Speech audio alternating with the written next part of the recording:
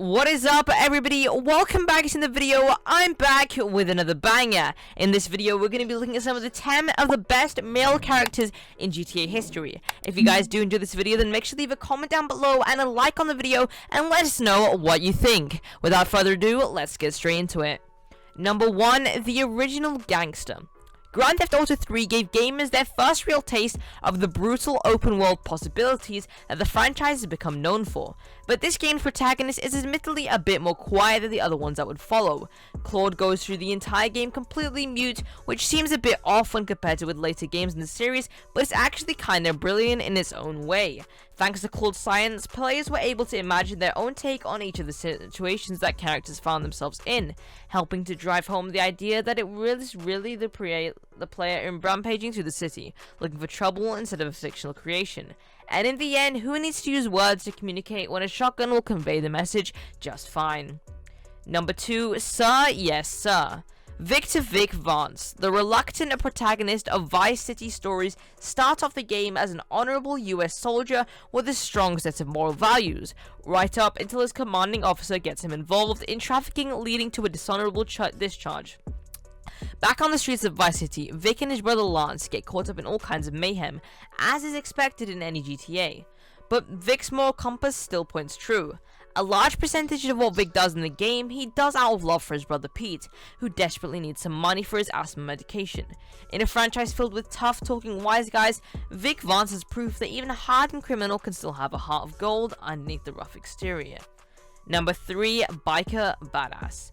The lost and the damned protagonist Johnny Klebitz paints a mean picture with his tattooed body and powerful chopper bike.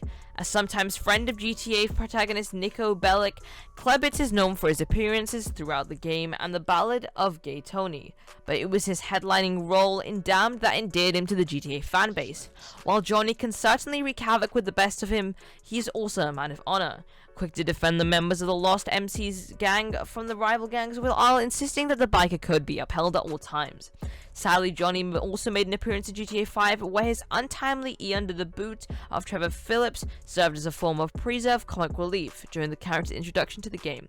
Rest in peace, Biker Buddy. Number 4, the best bodyguard around.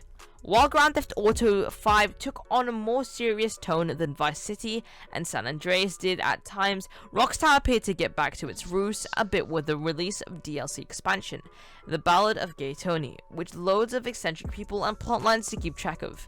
But while Tony headlined the game's title, the DLC's actual protagonist was Luis Fernando Lopez. Lopez served as Gay Tony's bodyguard prior to the events of the DLC, and eventually shows his loyalty to his boss, when he's ordered to end Tony towards the end of the game, but decides to whack someone else instead. Lopez also earns a reputation for himself as a womanizer throughout the game, with GTA Wikia listing the names of more of a dozen. Don't worry, be happy. Yusuf Amir is rich and he feels great. More importantly, he wants you and everyone else around him to know that he's rich and feels great. Amir is briefly mentioned in GTA, but rarely comes on this to own during the Tony expansion. He takes a liking to Luis Lopez, the DLC's protagonist that you just read about, and enjoys showing off all of his expensive gadgets and toys. Yusuf is a successful real estate developer with a taste for the color of gold, which makes us wonder if perhaps a current president of the United States played a role in influencing Rockstar's creation.